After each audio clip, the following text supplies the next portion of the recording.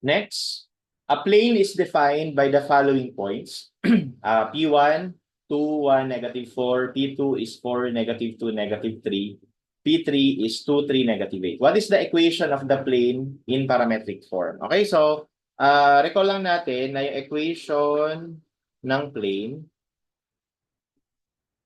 in general can be denoted as A x minus x1 plus B y minus y1 plus C z minus z1 is equal to 0. Yan yung general equation ng plane, no? Yung x1 y2 x1 y1 tsaka z1, no? So it is just any point on the plane. Okay? Tapos itong A, B, and C, so tawagin natin na M. No? So this is our normal vector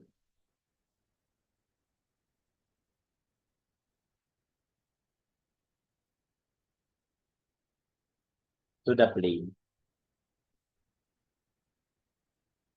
Okay? And kunwari, ito yung plane. Wala, yan yung plane. No? So, ibig sabihin niya, yan yung normal vector. Ito yun. So, perpendicular siya dun sa plane. Sa kahit anong point sa plane. No? And madali lang yan kunin. Kasi kung meron kang kahit anong vector sa plane, let's say meron ka nitong vector A, tapos meron ka namang another vector dito, vector B, no? So, yung n na yan, makakompute mo by applying cross product doon sa dalawang vectors na yun. Ganun lang kasimple. No? So, pag nakuha mo na yun, tapos na, meron ka na equation ng plane. So, ang gawin lang natin, i-define natin itong dalawang position vectors na to, no? Na nasa plane. So, parang lumalabas kasi dyan, itong tatlong points ito nasa plane, palakihin lang natin. So, ito kunwari yung point P1, ito kunwari yung point P2, ito naman kunwari yung point P3, ayan. Okay, so, pwede natin gamitin natin yung P1 as our reference point para dito. So, meron na tayo nito. Kunyari, ito yon, no? Pero, kahit saan naman dyan po pwede. Kahit alin dyan, yung P1 mo, no? Pero ito na lang gamitin natin since pinangalanan niya naman. And then, kailangan na natin ma-define itong normal vector. So, para ma-define yun, mag-define muna tayo ng position vector. So, to define position vector, just use 2 points on the plane. So, let's say from here to here, let's call that A. From here to here, let's call that B.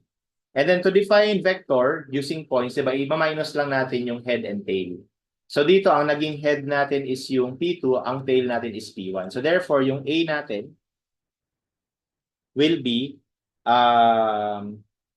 yung x ni P2, 4, minus yung x ni P1, which is 2. So that gives us 2, no? So 2i. Tapos yung y naman. So yung y ni 2 is -2. Tapos yung y ni 1 is 1. So that gives us -3. And then z. So yung z ng head, which is -3, minus yung z ng tail, which is -4. So that gives us 1. Okay, pwede nyo rin ito isulat ng paganto. 2, -3, 1. So gamit lang kayo ng gantong symbol to represent na vector siya, hindi siya point. Kasi pag gumamit ka ng parenthesis, kagaya nito, ang ibig sabihin niyan mathematically is point yung tinutukoy mo. Pero pag gumamit ka ng gantong bracket, ano siya, ibig sabihin you are telling the reader that this is in fact a vector written in this manner, no? So let's do the same for the vector B. Kasi kailangan natin i-cross product yan. So ganun ulit, yung head natin is P3, yung tail natin is P1. So 2 minus 2, that is 0, no? Gantuhin ko na lang, ha? 0. Tapos 3 minus 1, that is 2. Tapos -8 minus -4, that is -4. Ayan. So again, double check lang, no? -8 minus -4, that is -4. Ayan. So okay na, pwede na natin ngayon malaman yung normal vector. That is just A cross B. So, we can just make use of pwede kang magmano-mano, pero since meron naman tayo mode vector sa calculator, gamitin na lang natin yun. So, 2, -3, 1. AC. And then, maglagay pa tayo ng another data. So, 0, 2, -4. Ayan. Tapos, cross product na natin. So, we will have 10, 8, 4 as our normal vector. So, 10, 8, 4. So, ito na nga yung tinutukoy ko kanina na ABC. Okay, so from here, we can now define the equation of the plane. We have A, which is 10, x minus x1. So again, ang gagamitin natin na x1 ito. Ayan, so 2, no? 2 plus 8 times y minus 1 plus 4 times z minus -4. So plus 4 na to. Ayan. Yan ang equation ng plane. Kailangan na lang natin yung isulat nakahawig na nasa choices. Okay, so simplify muna natin. Ito ay magiging 10x minus 20 plus 8y minus 8 plus 4z plus 16 is equal to 0. Tapos, we have here, kumpitin muna natin yung mga constant. We have -20 minus 8 plus 16. So that is -12.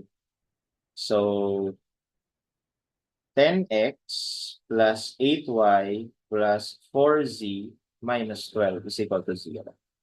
Actually, ito yung standard equation ng plane, no? Pero ang gusto niya, naka-parametric form. So, ibig sabihin, in terms of z. So, pag in terms natin yan ng z, magiging lang, no? Transpose mo to lahat. So, ito ay 12 divided by 4, no? So, magiging ganito siya. 12 minus 10x minus 8y over 4. And that is equal to, so 12 over 4 is 3, minus 10 over 4 is 2.5, and then 8 over 4 is 2. So, ito ngayon yan. Okay? And that is equal to letter C. Okay? Z is equal to 3 minus 2.5x minus 2.5. And that's how we create the equation of the plane.